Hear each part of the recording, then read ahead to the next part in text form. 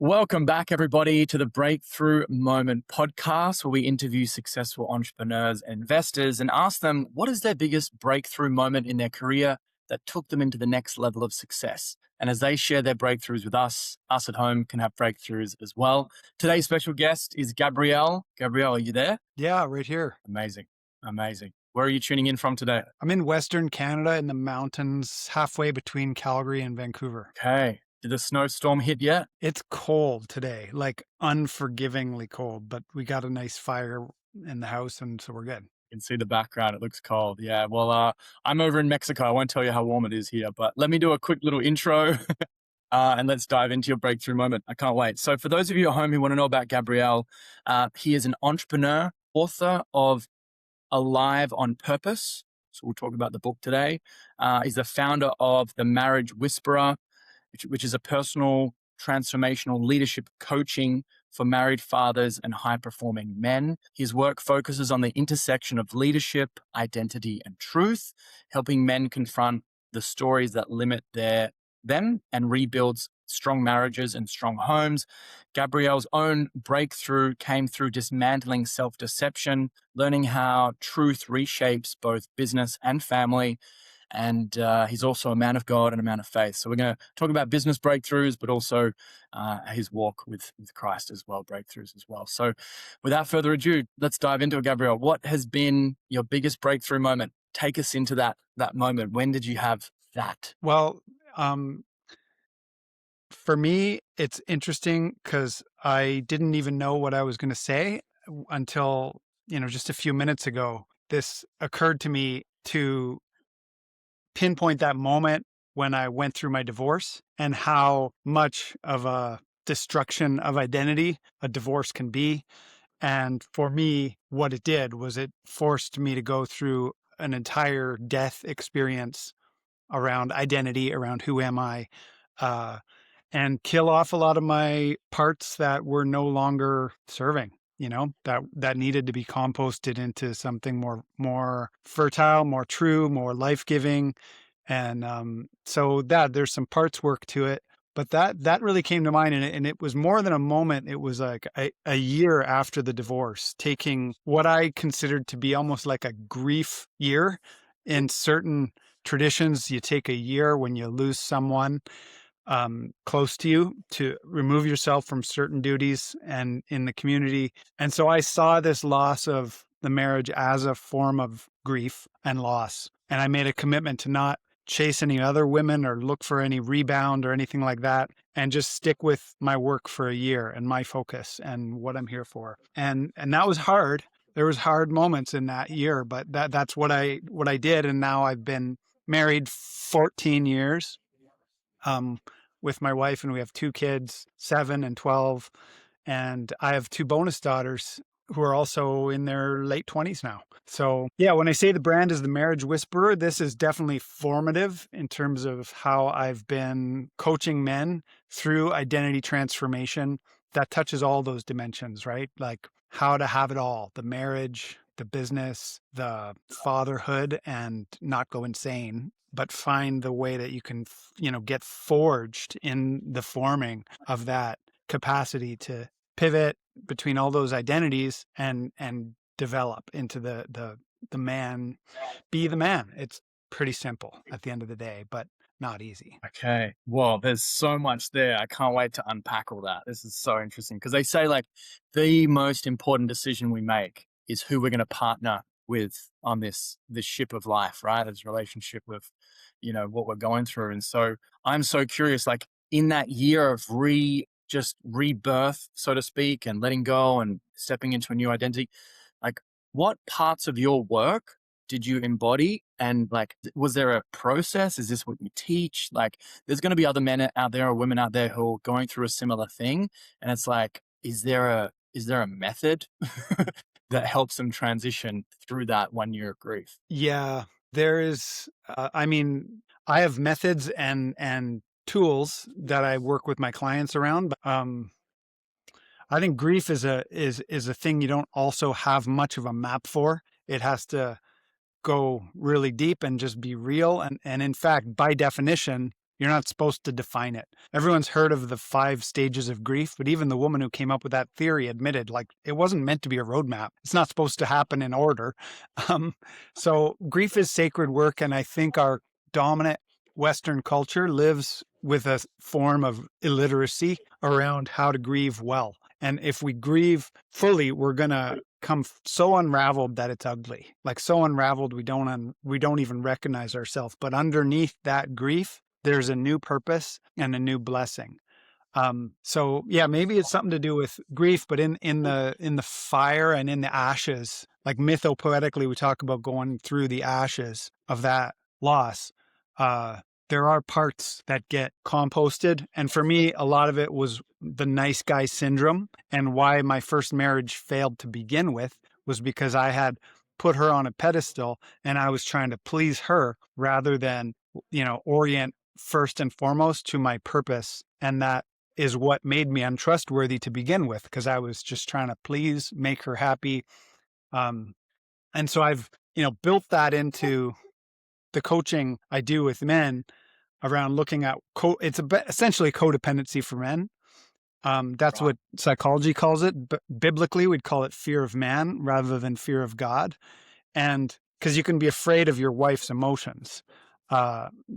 Even though she's not a man, that's what the scripture calls it. But um, that's a big part of it, and just tracking the fear lines and what keep men small, what keep men frozen.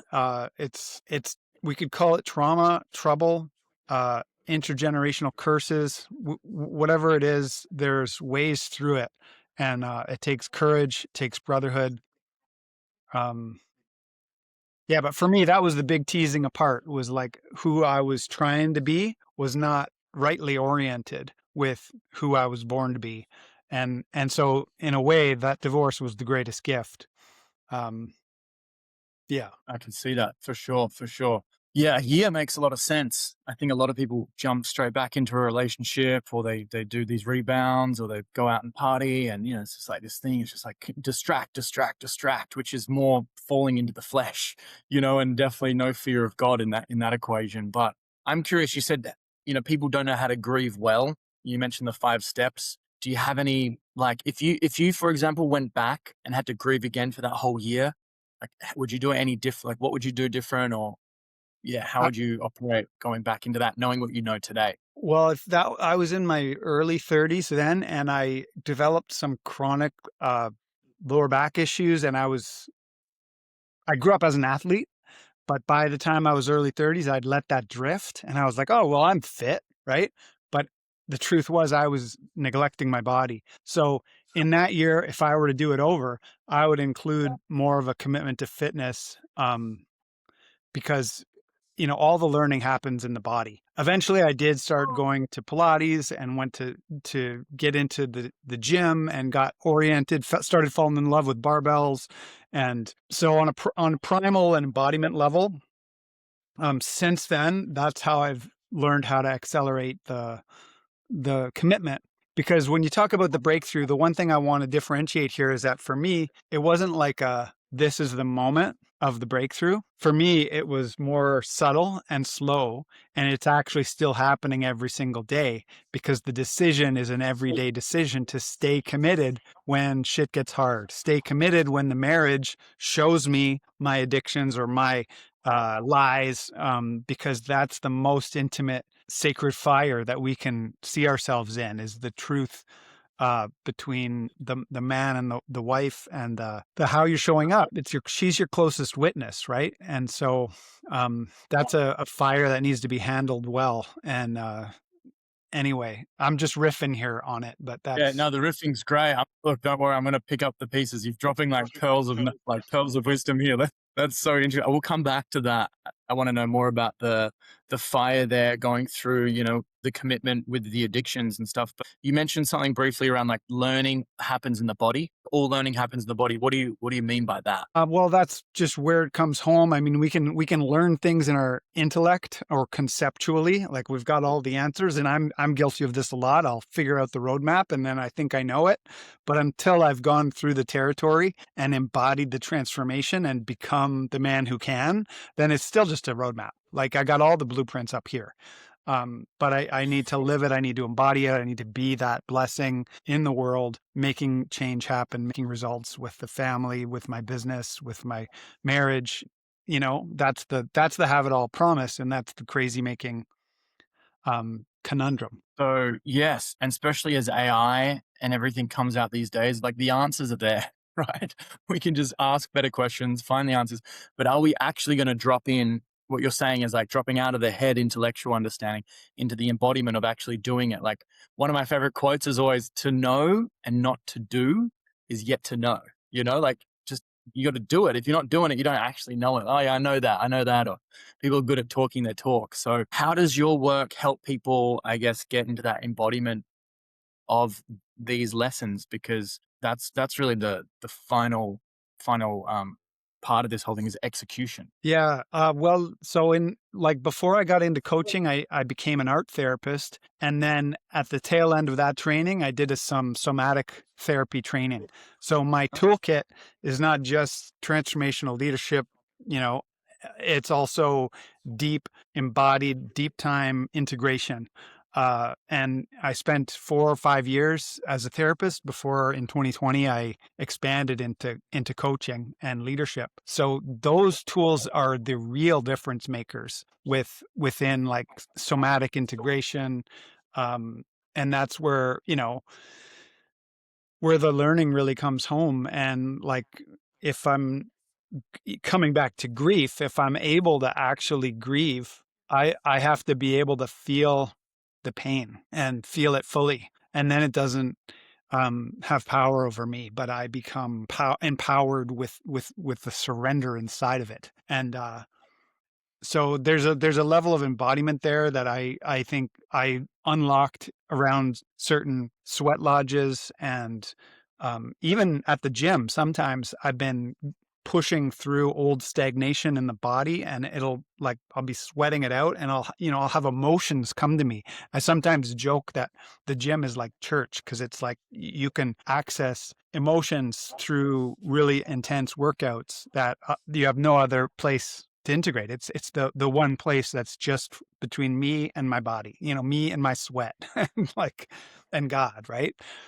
So yeah, that's where the embodiment comes home. And like trauma doesn't live in the past; it lives in the body. And like you said, knowledge is when it lives in the bones. When you really know something, it's just it. You are it. And like, what do you do for fitness or like movement? What is your way? Well, I've always said this. I've said that going to the gym and doing workouts in a conscious way with breath and focusing on the body and releasing is like therapy for me. Like it's been a way that I've been able to release that tension or the stagnation or whatever. And especially sitting down, working, it's easy just to sit down all day, right? So I find the gym is kind of like a nice break. I go out and yeah, ideally in the sun. I'm a big believer that our body's made up of, structured divine water, so to speak. It's not just tap water, it's living water inside of us. And so the sun can help to like restructure that. And then I'm a big believer in, I've been learning a little bit about from my stepdad and little brother from the Reichian character structures, not Reiki, but Reichian. And it's Yep. like his premise was around the deep muscular tension holds on to the trauma, which is exactly what you're saying too. And it's like any of these things, whether it's a sweat lodge, I love deep tissue massage. I recently got some grafting. It's like the fascia release, and like 10 minutes of this fascia release, I was like, wow, this is the most movement I've had in my neck for years. And I was actually just talking about this with a friend today. Actually, it was like, um, is it possible to actually release all the tension out of the body? Like I'm tight on one side, or the back pain some days. I can't, do this. I can't do that. But I wonder, is it possible to actually release all that tension? And I wonder what impact that would have for our personality and how we show up in the world. If that, because there's such an unconscious level of tension in my body. When I do certain movements, I'm like, oh my God, this is so much pain, you know? So I find it fascinating. But yeah, I do, bit of bodybuilding stuff, some sprints on the beach, just a bit of CrossFit. Amazing. Yeah, and you're integrating it with Reiki, and it's like in the body is where all the stuckness and old identities cling to. I think it's a battleground for in terms of spiritual warfare. And I think the other term I like is instinct injury. And instinct injury is an embodied trauma. A lot of people don't even talk about. Um, and it affects women different than men because we have different, evolutionary biology. But I think for guys, it can turn into people pleasing. At least it was for me. That instinct of survival is like, well, who do I need to please to get approval? Is it a boss? Is it a parent figure? Is it the teachers in my life? Like, what do I need to do to get the kind of good boy pat on the back so I can carry on and survive? And when we sort of get into a point where that only gets us so far, but there's something deeper to unlock in our connection with God and our purpose and like who you incarnated to be, then we actually have to consciously break up with some of those contracts. And that's really destabilizing, but the potency for it comes in the body. The subtitle of my book is Unclench from Fear and Step into Your Power with Backbone, Heart, and Balls, because there's this masculine axis and you need all three. We know this. And I think that's what's so exciting right now in the world, in entrepreneurship, in transformation, is that men are seeing the whole picture of what has been deleted or lost for generations of conditioning and programming to keep men small, to keep people from sticking out. I think it's even an Australian term, that tall poppy syndrome, like afraid of shining too brightly because you're going to get clobbered. And so there's a fear of greatness that's baked into the sort of mass program. And when you encounter it in yourself, you have to have a way to anchor it, land it, not only as a man, but as a brotherhood. I can't help remembering this line I saw the other day that's just stuck with me. It says, every man has three families he needs to become aware of: the family he came from, the family he creates with his wife, and his brotherhood. And most men are lacking in the third one, and it shows. And this is where we lose our edge because we don't have anyone to sharpen ourselves on. In terms of a coach or a brother or a mentor, someone who's going to cross-check us into the truth, and not allow us to continue living a lie. That's the greatest gift I think I've gotten from mentors, and I present with my clients, is like an unwillingness to tolerate bullshit and lies, and to continually hit them with, is this who you said you were going to be? Like, are you doing what you said you're going to do? This integrity piece. And that's the best way to become trustworthy, is I did what I said I was going to do, not just for my wife, but because because that helps. It helps there too. Yeah. You mentioned something here was like landing, around like anchoring it in, landing. And I like how you're mentioning the art therapy and the somatic work, but also rooting it in, I guess, biblical teachings too. So like, how do you see the similarities between, I guess, therapy and, the Christian teachings? Because I find most people are either one or the other. They're kind of like on this camp or that camp, but it sounds like you're melding it. And because for me, like, a lot of this men's work stuff that I was a part of in Australia, it had a lot of the therapy, the somatic, the things, the brotherhood was there. It was great, but it wasn't fully grounded for me, for me personally, because it didn't have the direction of Christ, living more Christ-like and having that as the example. It's like, what male figure are we trying to live up to? Is it these crazy, highly polarized men on social media? No, like, these guys, they're not the best role models. But Christ, he's the ultimate superhero in my books. You know what I mean? Like, so how do you combine all that together, so to speak? Yeah.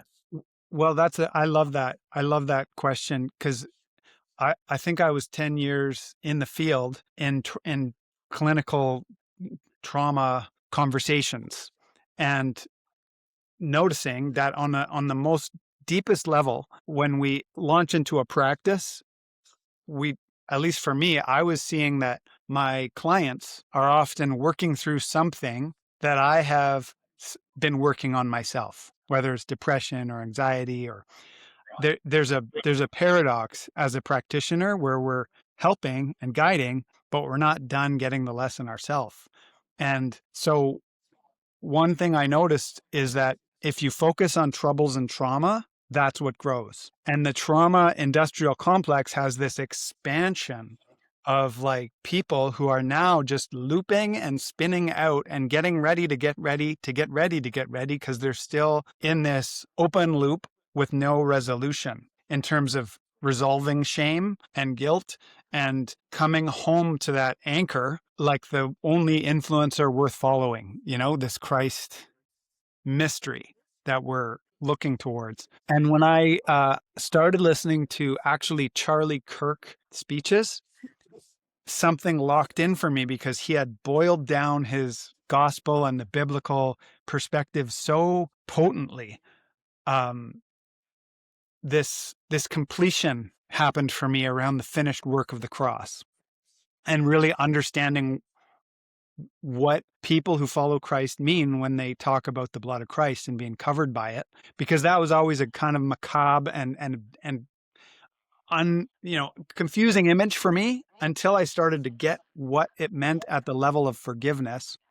And Charlie Kirk said the gospel in 4 words. And the 4 words he said was, he took my place. He took my place at the cross. And so for me, that it shifted something because I realized that all the men I've been working with for 10 years and all their shame and all their trauma stories was also just a mirror of what was not yet resolved in me. And I still was always in this open loop and question of like, why am I still in this pit of helping men through this? The shame, the guilt, the am I worthy? Am I deserving? Because that's the core of any therapeutic process is like, who am I? And am I worthy? Am I deserving of the thing I want or the life I want? And when I got that forward gospel, it kind of lifted me. It kind of lifted me right out of the trouble, and that power of forgiveness just locked in. And so now I'm unashamed to talk about Christ. And I notice, and I'm very only about a year or so into being able to talk like this, it definitely changes the atmosphere when we start to invoke the name, because a lot of people still get uncomfortable hearing it. And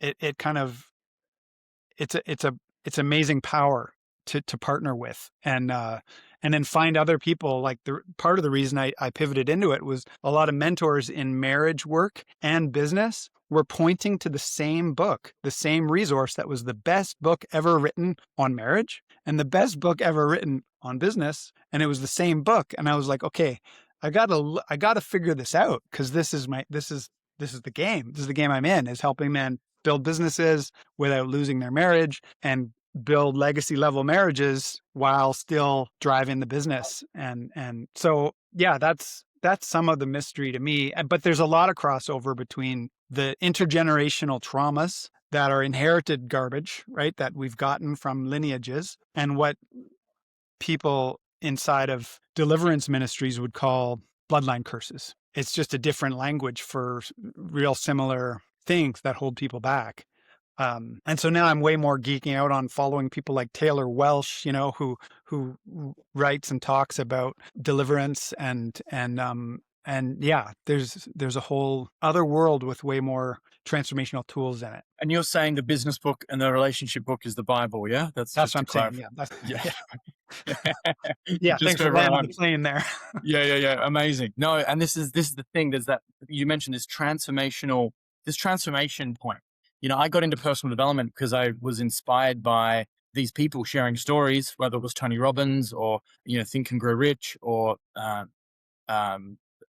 Rich Dad Poor Dad by Robert Kiyosaki, and I was inspired by these stories, and they spoke about personal development and mindset and inner dialogue and action and planning, all these things, which has always been a great foundation for me. It got me started on this journey, but I found a lot of these personal development people took a lot of their knowledge from the Bible.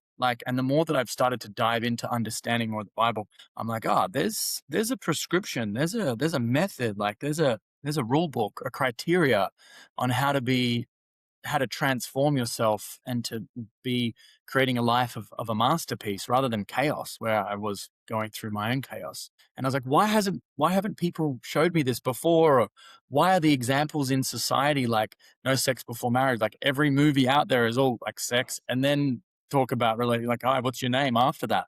It's like, what is going on? I was like, the the mind games and the confusion has just been running so deep for so long, since before we were all born, right? So it's a lot. But this idea of transformation. So this key point of transformation is something that I see with this men's work coupled with the Christian teaching. They go hand in hand. I think it's really creating that depth in the transformational process. I went to this event actually. Steve Weatherford is like a famous NFL guy, super successful, had everything in life, all the money, all the fame, the family and everything, but he felt suicidal and wanted to kill himself. And he then found his way back to Christ and he thought, hey, I'm going to start doing this men's work stuff. And I went to one of his events called Launching Pad in San Diego, and this very, very powerful work. I've never seen such like men's work. I've seen some great transformations, but I've never seen such fast transformations with this work, with the biblical teachings and casting out spirits and things like this. I was so blown away at people's transformation just in a couple of hours. So I wanted to ask, your book, Alive on Purpose, is this a lot about combining the two together, so to speak? You know what? That's actually that wasn't something I included in Alive on Purpose. And where I was coming from at the time of writing was a relationship with a Sundance community. And if you're familiar with the Lakota, can you still hear me? So the Lakota have a series of initiations for men, for warriors. And I had followed a couple friends who were dancing in a Sundance. This would have been 15 years ago. And I kept going back to support until at the point of my divorce, I made the commitment to do 4 years of dancing, which included 4 years of fasting. So the dancing is very severe. I won't get into all the details, but it includes fasting from food and water for 4 days and dancing in the sun in the hot part of the summer, and doing sweats twice a day with a group of men, and the women dance too, but there's this very distinct cultural roles there. So it was at that tree, because we danced around a planted tree in an arbor, that I kept getting redirected by the elders to just focus on the tree. The tree is your purpose. They kept telling me that. And so I trained myself for 4 years to pray with the tree and focus on this tree of life. And that when I started writing my book, I knew that what got me to that point of being a therapist and launching a coaching program for men was this prayer, was the momentum from this prayer at the tree of life. And the mantra was, you're alive because you have a purpose. So I named the book Alive on Purpose, almost as an emanation of prayer from this tree. At one point, the Sundance chief actually said to me to go tell my sins to Christ. At the time, I was a bit like, is that even appropriate? Like, this is not a Christ-centered tradition, but he had his own relationship. And so it all kind of connects for me. And this tree of life is a universal symbol across a lot of cultures of just life and knowledge. And so that's what I tied together in the writing of the book. And mostly it's a bunch of transformational therapeutic frameworks from depth, from myth, and from somatic embodiment. But at the time, I wasn't confident enough in my relationship with Christ to weave that in. I was like, I don't know. I think I make a few references, and I definitely orient to a few biblical principles, but it wasn't done overtly. Only in the last year or so have I been able to sort of weave together what I'm learning as a follower of Christ with the deep time somatic transformational tools that I'd been cultivating. And so it's fairly new to me to be bringing together scripture, Christ-centered conversations, and transformational tools that do change the game. Like, because men need a lot of help right now. We know this. There's been a systemic sedation for generations. There's crises, And I think God is always the answer to all of it. Like God and an orientation to the Father who can bless and ultimately provide everything. The same spirit that raised Christ from the dead is in you and in me. And that alone, remembering that, should be enough to raise men from their pits, because we all fall down into these pits and we need the brotherhood, the frameworks, and something supernatural to lift us out of it. Agree more. Through crisis, we need God. I love that. So what you said. So, what are these like core? I didn't know this was such a new thing. Like, obviously, it's not always been new, but it's been a new endeavor. I'm really curious. Like, what are you learning, and like, what are the key pillars of Christ's story and with the Bible that really helps your work, the transformational work with the men's work? Like, where are the similarities, and what does that look like? I think what makes me dangerous as a transformational leader is that, yes, I'm in relationship with Christ, but I haven't been really steeped in a religious tradition for very long. So I think there's also a danger in orienting too much to black and white thinking and dogma, especially around embodiment, around sex, around marriage, around money. There's a lot of cultural, let's call them egregores, right? Like these thought forms that are actually, let's say, demonic, that are attacking especially men as heads of families. So this summer I really geeked out on following further teachers of biblical perspectives that are also money mentors, people like Myron Golden. I read a great book called How Heaven Invades Your Finances, that like disperses a lot of uh, falsehoods around money and the conceptions of money, and this kind of like pedestalization of poverty, like thinking that you're holier than thou if you don't have money. And the truth is, if you get really down into the somatics of that Christed light within, you have to command your money to multiply, and you have to command your purpose, because we were commanded to do that. So when we unite with that Father's voice, it's not optional. Like, you're here to prosper. You're here to prosper and move powerfully with the beloved as a father. It's both and it is possible. But what do they say? That there's almost like competition. There's three great conversations. One is your body and your fitness and your health. One is your marriage, and one is your business and money game. And most guys will have strength around one or the other, but to actually win across all three vectors takes an incredible amount of integration, an incredible amount of mentorship, frameworks, biblical principles, and crazy wisdom to know how to separate signal from noise.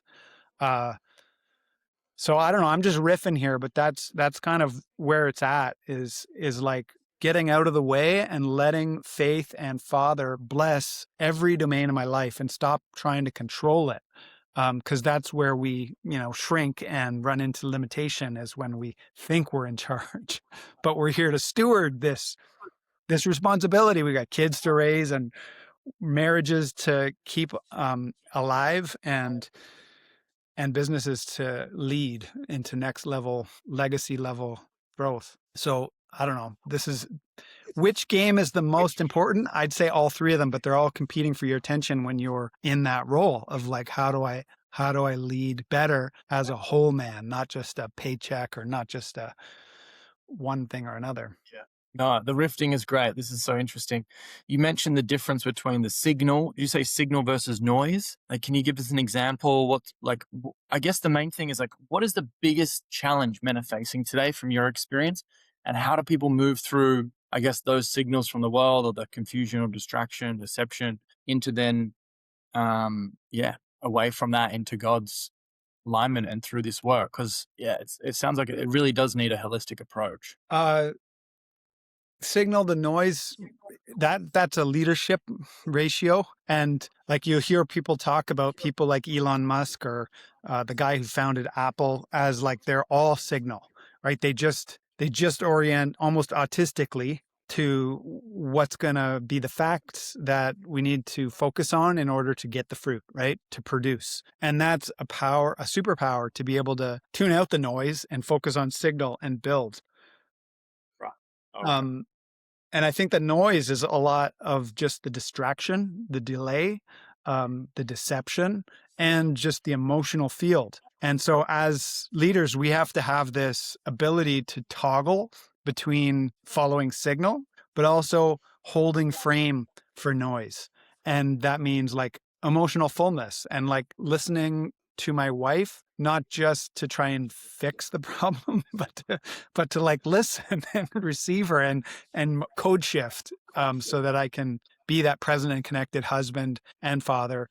Um, I think the biggest challenges facing men right now are lies and deception, and that comes from this Which enemy ones? attack, which is the father of lies, trying to uh, pull them out of leadership, pull them out of form and frame of following God's guidance. So uh, that's what comes to my mind first. I think there's a rare and unusual toolkit to be able to make the marriage mastery work in the bedroom, keep sex and love alive, intimacy. That's a lot of what I coach men around is um, marriage mastery.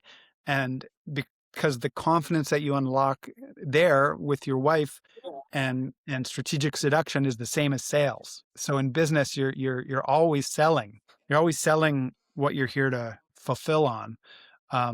They say like lead to the left and sell to the right, right?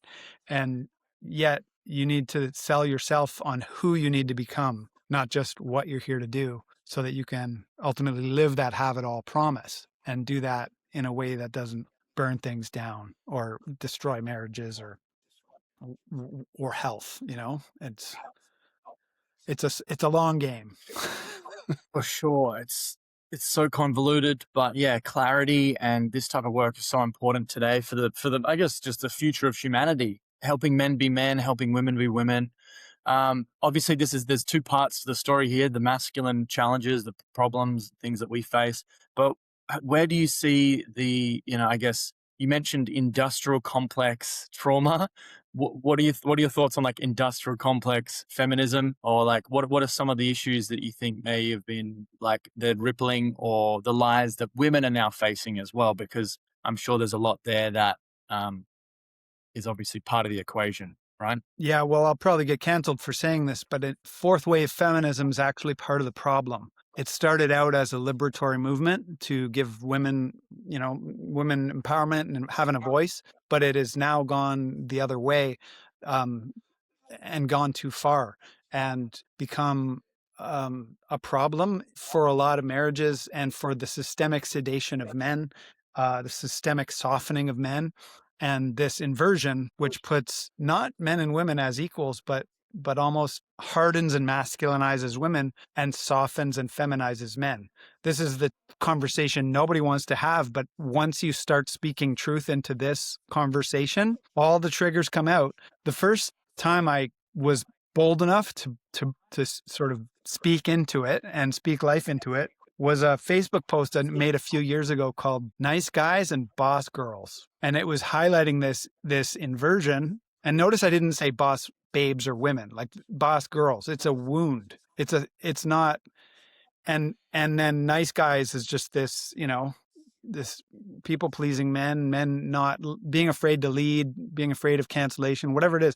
And I've never had so much engagement on a Facebook post because I laid out the problem and I referenced and I acknowledged people who had contributed to this illuminating the problem. And I had half the people in the comment section hating me and saying, wait a minute, what are you saying? And I don't know about this. And then the other half of the people in the conversation were like, Gabriel, you're saying it here, man. I need your help with this. Like my marriage is suffering. Like they were people asking for help. So, you struck a chord of truth when it's polarizing and half the people hate you and the other half are like, help me. I respect that. That's awesome. I'm glad we spoke about that a little bit, and that yeah, it's such an important part to figure out what are these cultural psyops, so to speak, that are happening behind the scenes that are really dictating culture and breaking up the family unit. People like to blame it on each other, but that's just part of the distraction, right? So we need to look a little bit deeper. And yeah, when your bio said, strengthening the families and rebuilding strong marriages, I was like, all right, I got to interview you. This is awesome. I just a quick change of gear. A couple of last questions before we wrap it up. As a coach, right, in this world, and as a business owner in this world, we are finding that AI is changing the game, right, on everything. So I'm just curious, like, how are you using AI in your coaching or therapy and business? What are your any tips, or what are you using at the moment? I use it as a thought partner, um, because it's incredible to use the tools and command them into helping me clarify my thinking, because clarity will collapse time. And so that's how I approach it. And it, if I get real and raw with it and I feed it the data on who I am, at least in the facts of who I appear to be and my messaging. I've actually fed it my book, so it knows the core message of my book and that my sort of my authority. Let's say it can show me my blind spots and know exactly like where my strengths are and also where my leading edges are. So I've actually made friends with my chat GBT, and sometimes it can really just give you a punch right to the soul, because it can name a whole bunch of things in my blind spots and then help me develop next steps.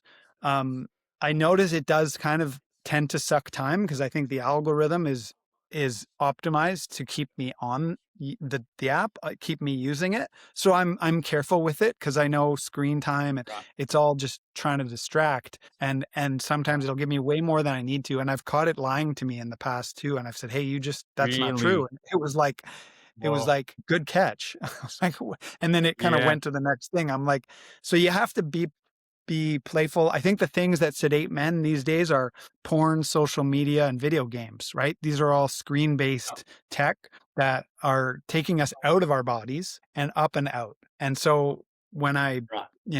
anchor it, to me, initiation and baptism in the truth is an embodied phenomenon. It's an emotional, psycho-spiritual integration. Um, I mean, that's a lot of fancy words, but it lives down here in the bones, right? That's where we find whether we're in power or we're still lying to ourselves and flailing and feeling powerless.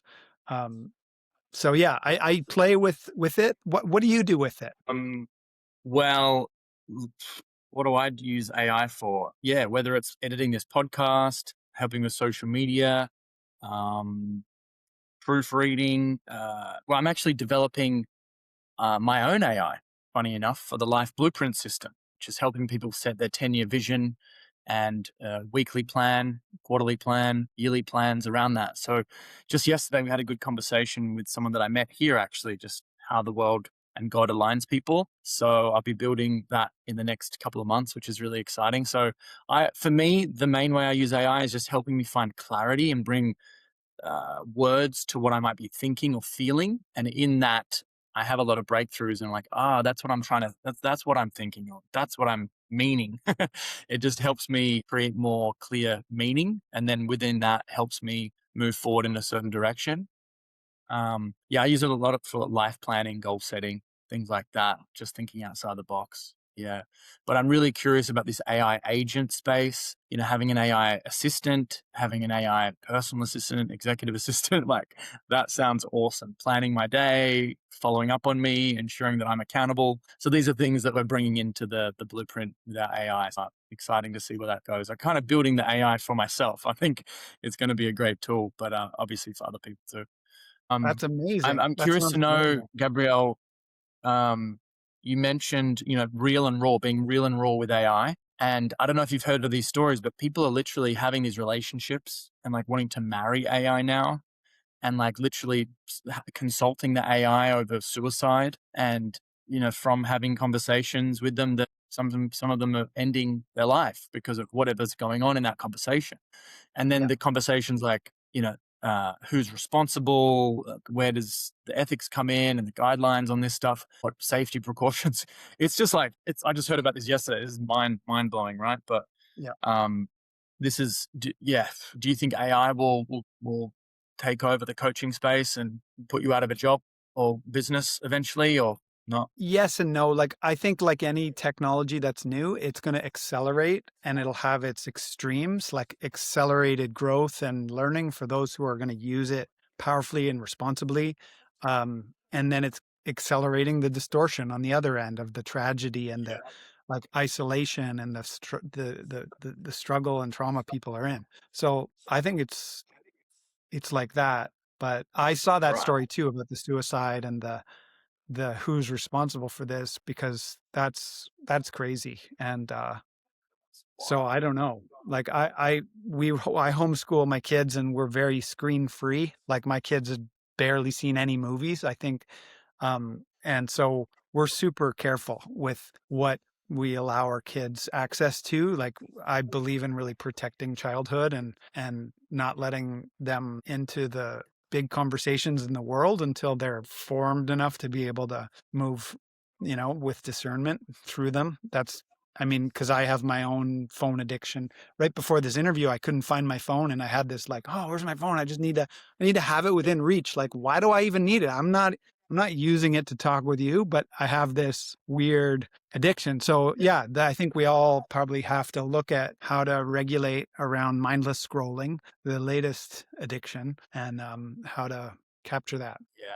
There's a lot coming out now. So I believe there are some good people in the right places and they're having the right discussions to help us all grow together through this wild and wacky time, you know?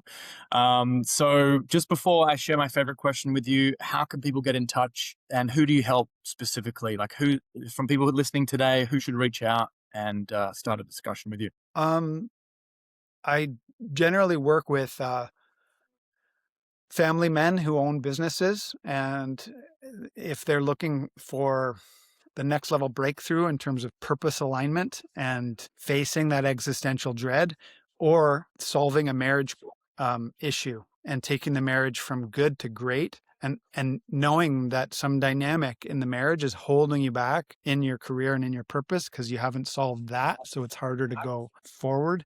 That's that's the men I have the greatest results getting breakthroughs with.